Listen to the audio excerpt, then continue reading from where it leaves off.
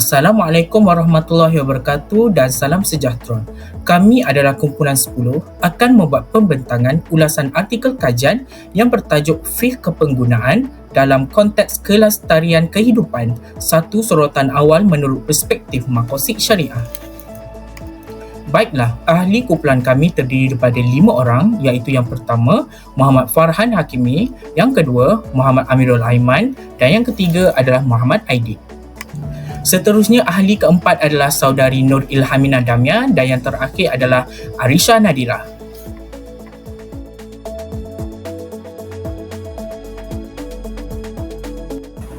Pengenalan yang pertama ialah maklumat asas artikel. Artikel yang dipilih ialah artikel Fiqh Kepenggunaan dalam konteks kelestarian kehidupan, satu sorotan awal menurut perspektif maqasid syariah yang merupakan karangan pensyarah di College Universiti Islam Antarabangsa Selangor iaitu Fakhri Sungit dan Muhammad Isa Muhammad Deni. Artikel ini telah dibentangkan dalam rangka 6 Muzakarah Fiqh and International Conference 2022. Seterusnya ialah latar belakang kajian. Isu penggunaan telah menjadi tumpuan dalam kalangan masyarakat Islam. Ia meliputi status halal, etika dan kesan terhadap alam sekitar apabila menggunakan produk dan bahan tertentu. Selain itu, kajian ini juga menjelaskan akan kepentingan mempertimbangkan kelestarian kehidupan dalam setiap aspek kepenggunaan kerana terdapat hubungan yang kompleks antara kepenggunaan yang tidak terkawal dan kesan negatif terhadap kelestarian alam dan kehidupan manusia. Seterusnya, kajian ini juga melihat daripada perspektif maqasid syariah bagi membentuk satu pandangan baru tentang kepenggunaan yang menggabungkan nilai-nilai Islam dengan keperluan dunia moden. Seterusnya ialah sasaran pembaca. Sasaran utama ialah orang ramai atau masyarakat awam yang mempunyai minat mendalam mengenai fiqh kepenggunaan dalam konteks kelestarian kehidupan. Seterusnya ialah golongan penyelidik dan pihak yang bertanggungjawab khususnya yang memiliki fokus pada fiqh penggunaan dan kelestarian kehidupan.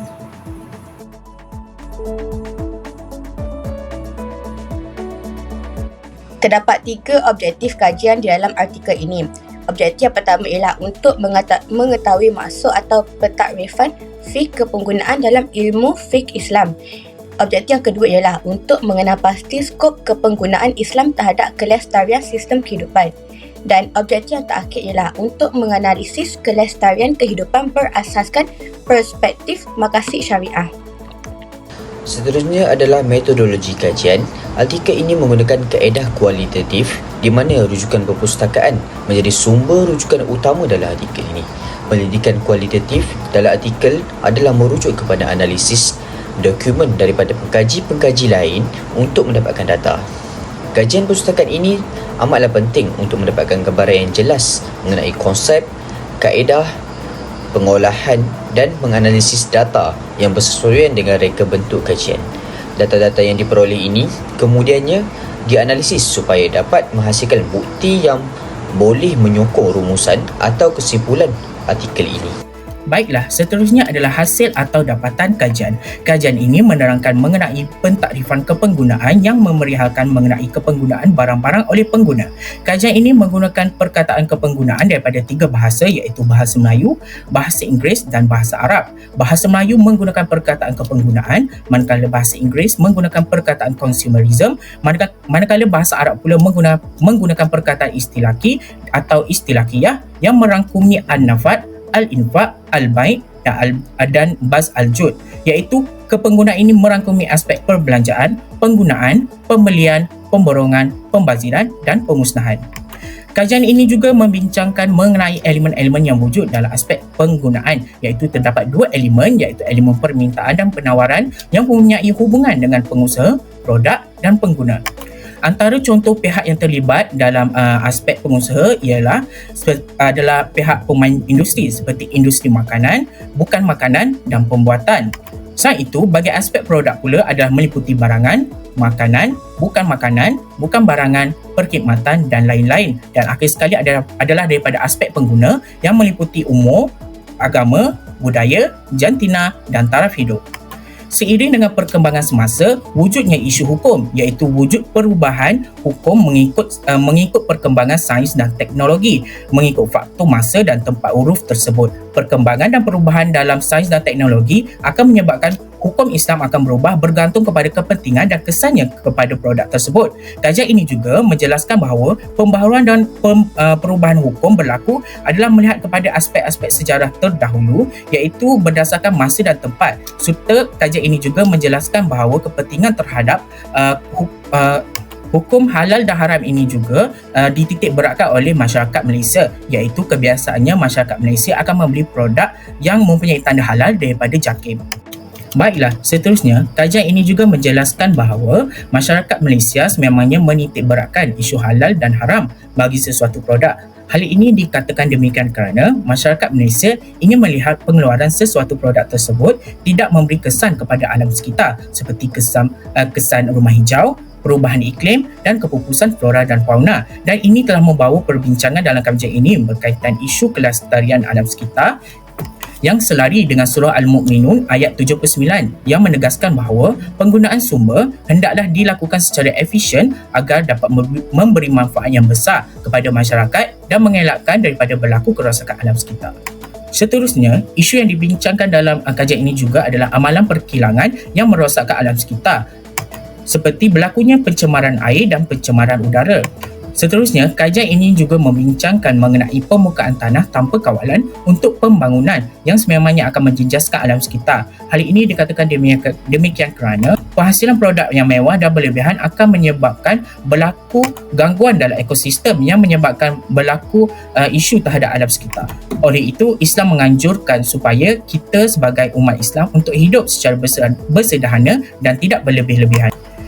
Oleh itu, pada akhir dapatan kajian ini, ia juga menerangkan mengenai kepentingan kerangka maqasid syariah terhadap alam sekitar yang meliputi memelihara agama, memelihara nyawa, memelihara keturunan dan memelihara harta.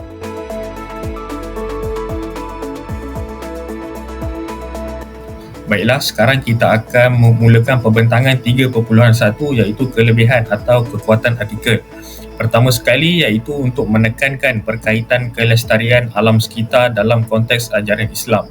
Ianya untuk pemeliharaan alam sekitar bukan sahaja isu moral atau sosial tetapi juga isu syariah yang perlu diberi perhatian serius oleh masyarakat Islam.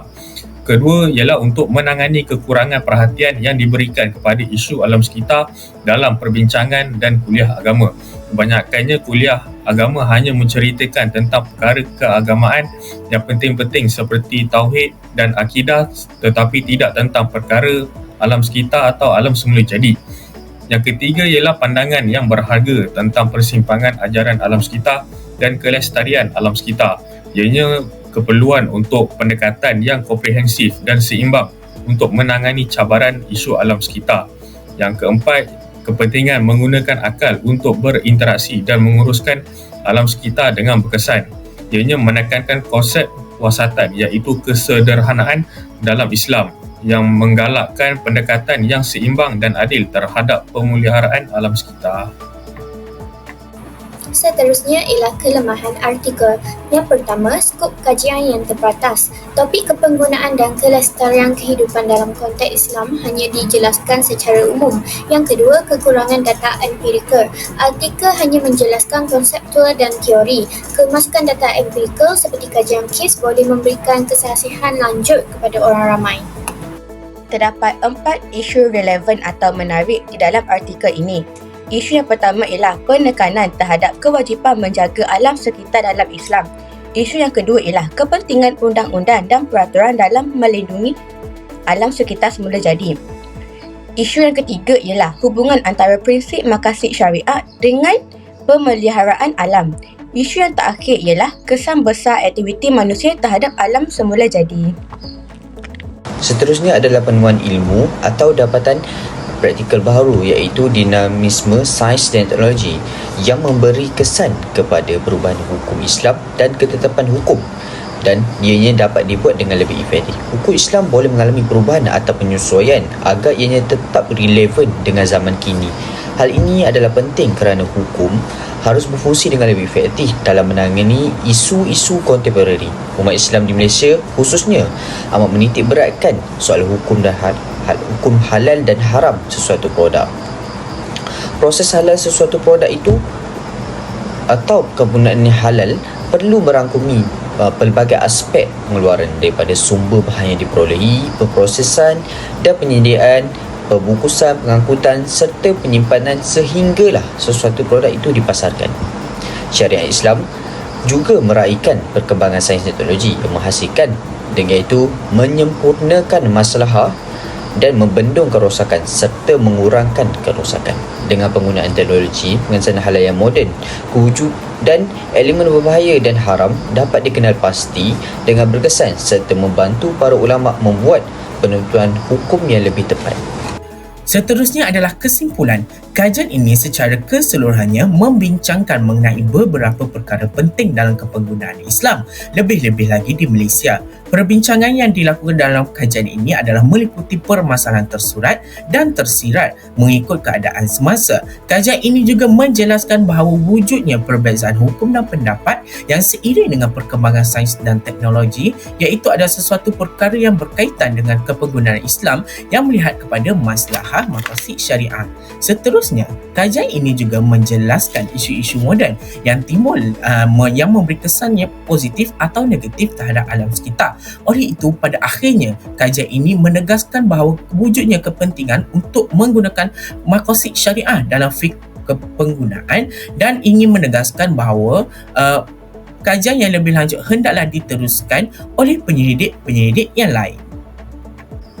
Baiklah, sekarang kita akan memulakan perbincangan 5.0 iaitu cadangan.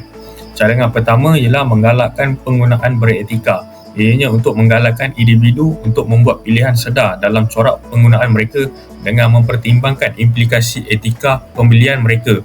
Ini termasuklah menyokong perniagaan yang mengutamakan kemampanan perdagangan adil dan juga tanggungjawab sosial. Kedua, untuk mengurangkan sisa dan menggalakkan kita semula. Ianya untuk menekankan kepentingan mengurangkan sisa dan menggalakkan kita semula sebagai sebahagian daripada penggunaan yang bertanggungjawab. Galakkan individu untuk meminimumkan penggunaan barangan sekali guna dan mengitas semula serta menggunakan semula bahan apabila boleh dipakai berulang kali. Ketiga ialah menyokong produk tempatan yang mampan, menggalakkan penggunaan barangan dan perkhidmatan keluaran tempatan untuk mengurangkan pelepasan karbon yang berkaitan dengan pengangkutan dan menyokong ekonomi tempatan, dan juga menggalakkan amalan pertanian dan produk organik untuk meminimumkan penggunaan bahan kimia yang berbahaya.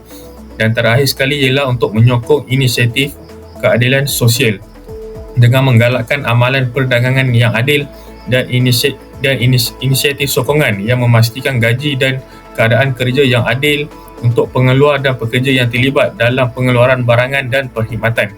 Ini selaras dengan prinsip keadilan dan kesaksamaan Islam.